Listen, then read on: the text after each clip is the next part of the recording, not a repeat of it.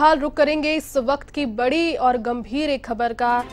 राजधानी जयपुर से एक बड़ी खबर, मासूम का अपहरण कर हत्या से जुड़ा एक जो प्रकरण है वो सनसनीखेज फिलहाल सामने आ रहा है। 10 साल के मासूम बच्चे अरसलान की हत्या यहां पर हुई है। हत्या से पहले अपहरण उस बच्चे का किया गया।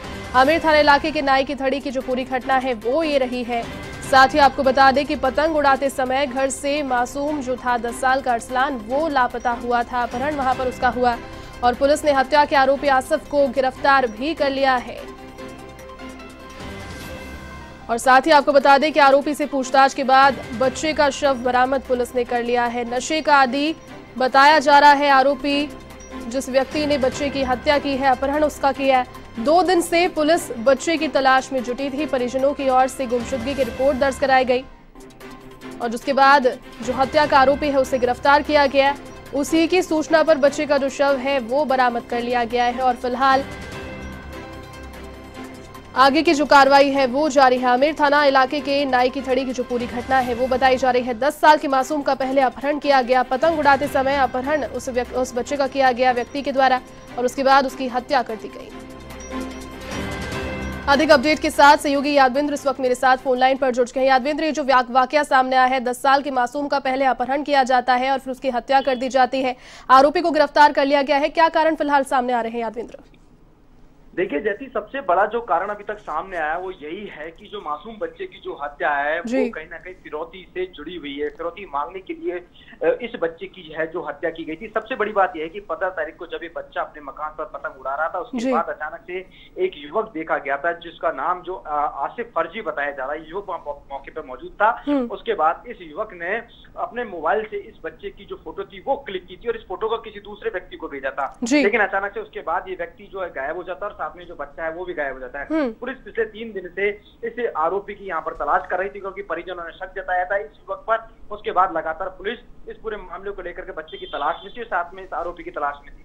लेकिन जैसे ही पुलिस ने आज आरोपी आसिफ फर्जी को पकड़ा, उसके बाद जब उससे पूछताछ की तो पता चला कि उसने जिस जो बच्चा लापता था उसका सबसे पहले किडनैप किया। किडनैप करने के बाद उसकी हत्या कर उसके शव को कट्टे में बांधकर और जयसिंहपुरा के जंगलों में यहाँ पर फेंक दिया। उसके बाद पूछताछ के बाद में पुलिस की टीम जब आरोपी से पूछताछ के बाद जब वहां मौके पर गई तो देखा एक कट्टा वहां पर पड़ा हुआ था। उस कट्टे को खोल करके देखा, उस बच्चे के जो हाथ पैर थे वो बंधे हुए थे और साथ में गला दबा करके उसकी हत्या कर उस शव को उस कट्टे में बांध करके फेंका गया था। फिलहाल पुलिस ने जो शव जो है उसको मुर्दाघर में रखवा दिया, उसकी पोस्टमार्टम वहां पर किया जा रहा है और साथ में जो आरोपी है आसिफ फर्जी उसको गिरफ्तार कर लिया। लेकिन एक बड़ी घटना राजधानी जयपुर शहर के अंदर सामने आई है।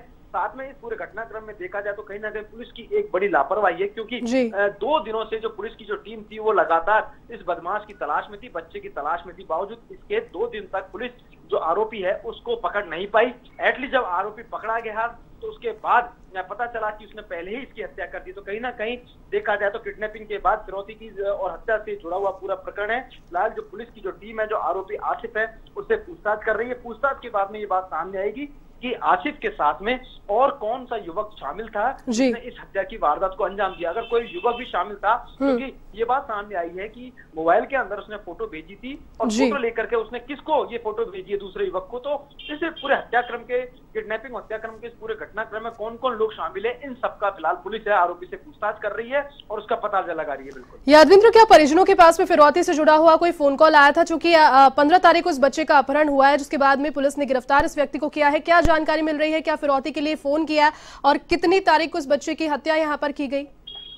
देखिए 15 तारीख को ये बच्चा था जो दिन में ही 1 बजे के आसपास अपने घर से लापता हो गया था और उसी दौरान यहाँ पर जो दूसरा युवक था जिसने किडनैपिंग की थी और इस हत्या की वारदात को अंजाम दिया, वो युवक भी गायब था। लेकिन ये युवक था, इसको कहीं ना कहीं ये डर था कि परिजन है जो पुलिस में जाएंगे, क्योंकि फिरौती की रकम का कहीं ना कहीं पुलिस किसी भी परिजन के पास फोन नहीं आया था।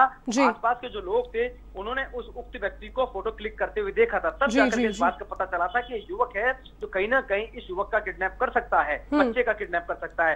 लेकिन जब उससे पूछताछ की तो पता लगा है कि उसने पुलिस के डर से पहले ही, क्योंकि कहीं ना कहीं परिजन पुलिस में जाते और उससे पहले ही इसने इस बच्चे को किडनैप कर लिया और किडनैप करने के बाद पुलिस जब माफ कीजिएगा, जो परिजन जब थाने में पहुंचते उससे पहले ही इसने इस बच्चे की हत्या कर दी थी। लेकिन बाद में इस हत्या करने के बाद उसने उसके शव को कट्टे में बांध करके बाद में ठिकाने लगाया और यहाँ से फरार हो गया था।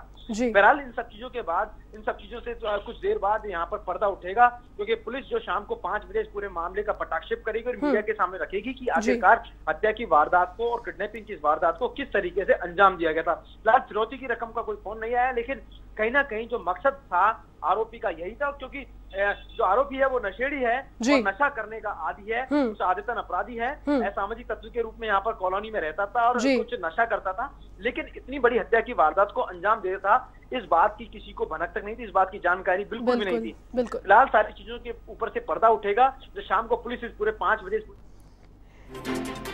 जी चलिए यादवेंद्र, बहुत शुक्रिया फिलहाल तमाम जानकारी के लिए।